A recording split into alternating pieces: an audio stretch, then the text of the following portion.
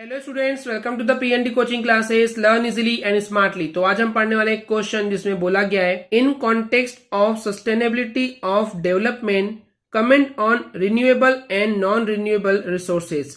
तो इस क्वेश्चन का मतलब है सस्टेनेबिलिटी डेवलपमेंट के नजरिए से, उसके कॉन्टेक्स्ट के हिसाब से आपको यहाँ पे कमेंट करना है, एक्सप्लेन करना है कि रिन्यूएबल रिसोर्सेज क्या होते हैं और नॉन रिन्यूएबल रिसोर्सेज क्या होते हैं। तो चलिए इन दोनों को समझते हैं वन बाय वन आंसर से। तो स्टूडेंट्स, रिन्यूएबल रिसोर्स क्या होता है मैं आपको सिंपल टर्म्स में समझाता हूं पहले, कि हर वो चीज जो कि कभी खत्म नहीं होगी, या अगर आप उस चीज को यूज कर रहे हैं तो वो समय के साथ और बनते जाएगी। तो इस तरीके से वो चीज कभी खत्म नहीं होगी, वो रिन्यू हो सकती है, यानी कि वापस से बन सकती है बहुत इजीली और बहुत कम समय में। उन चीजों को हम बोलते हैं रिन्यूएबल रिसोर्सेज। जैसे कि हम एग्जांपल के लिए बात करते हैं तो रिन्यूएबल रिसोर्सेज का जो एग्जांपल है वो होता है ग्राउंड वाटर।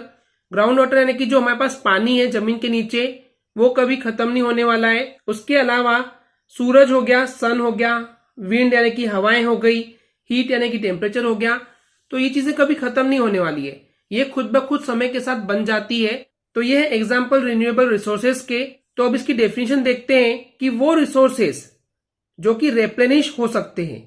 रेप्लेनिश यानी कि उनको फिर से बनाया जा सकता है, उनकी भरपाई की जा सकती है बाय द नेचर। नेचर के जरिए ये सब चीजें जो रिसोर्सेस हैं वो वापस से बनाए जा सकते हैं, रेप्लेनिश हो सकते हैं, भरपाई की जा सकती है। तो जैसे कि हमने यहाँ पे ग्राउंड वाटर के एंगल से बात कर रहे हैं, तो जैसे कि क्रॉप्स या प्लांट्स हम उगाते हैं, क्रॉप्स यानी कि फसलें उगाते हैं, प्लांट्स पौधे लगाते हैं, तो इनमें बहुत सारा पानी दिया जाता है इरिगेशन के एंगल से, सिंचाई करने के लिए, ताकि ग्रो कर सके।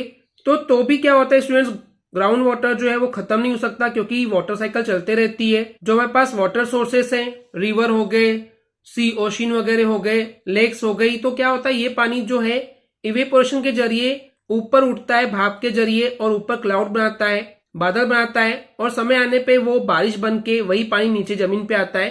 तो ये वाटर साइकिल चलते रहती है, पानी की कमी कभी होने वाली नहीं है। हाँ, हालांकि ये जरूर हो सकता है कि जो रिसोर्सेस हैं हम इनको ओवर यूज करते हैं, समय के साथ बहुत ज्यादा यूज कर रहे हैं, तो उस यूज को कंट्रोल करना चाहिए। बट ऐसा नहीं होगा कि वाटर बिल्कुल खत्म हो जाए। ये हम सिर्फ एक एग्जांपल लेके चल रहे हैं स्टूडेंट्स ग्राउंड वाटर का।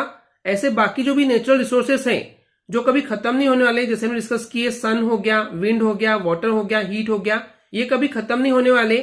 इनको रिन्यू किया जा सकता है, समय के साथ इसको फिर से बनाया जा सकता है नेचर के जरिए। तो जैसे कि अभी हमने डिस्कस किए कि इन नेचुरल रिसोर्सेज को ये हो सकता है कि हम इनको ओवर यूज किया जा सकता है। तो एग्जांपल के लिए यही बात करते हैं कि ग्राउंड वाटर के लिए बात करते हैं कि ये हो सकता है कि अगर वाटर को हम बहुत ज्यादा यूज करते हैं as compared to the replenishment, यानी कि जितना वो बन नहीं रहा है, जितनी उसकी भरपाई नहीं हो रही, अगर उससे ज्यादा यूज कर रहे हैं, तो बनने से ज्यादा अगर हम यूज कर रहे हैं तो इसी को बोला गया है ओवर यूजिंग द रिसोर्सेज। यानी कि आप इन रिसोर्सेज को बहुत ज्यादा यूज कर रहे हो, तो उसको भी थोड़ा सा ध्यान देना चाहिए, कंट्रोल करना चाहिए। बट इसका मतलब ये नहीं है कि बिल्कुल भी वो वाटर जो है अब अवेलेबल नहीं होगा, वो खत्म हो जाएगा, ऐसा नहीं है। उसका रिन्यूएबल प्रोसेस लगातार जारी है, वाटर साइकिल जारी है।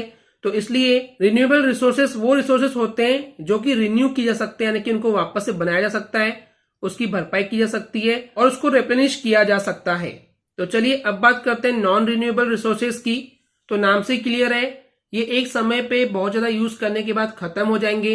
इनको बनाना बहुत आसान नहीं है, काफी हजारों साल लगते हैं इनको बनाने के लिए। जैसे कि कोल हो गया, पेट्रोलियम हो गया, तो ये एक ऐसी चीजें हैं जो कि नॉन रिन्यूएबल रिसोर्सेज में आते हैं। तो वही चीजें यहाँ बोली गई है कि नॉन रिन्यूएबल रिसोर्सेज वो चीजें हैं जो कि कुछ सालों बाद अगर हम उनको यूज करते रहेंगे तो एग्जॉस्ट हो जाएंगे, यानी कि खत्म हो जाएंगे। और इन नॉन रिन्यूएबल रिसोर्सेज का हमारे पास फिक्स स्टॉक है, फिक्स क्वांटिटी में है अर्थ पे, एंड इनको यूज करने के बाद बहुत आसानी से नहीं बनाया जा सकता है, रिप्लेनिश नहीं किया जा सकता है, बहुत आसानी से कुछ ही समय में नहीं बनाया जा सकता है स्टूडेंट्स। तो इसी कारण की वजह से हमको नए रिसोर्सेज को ढूंढने की, डिस्कवर करने की जरूरत है, जो कि पहले कभी अवेलेबल नहीं थे। तो हमको ऐसी चीजों के बारे में ढूंढना होगा।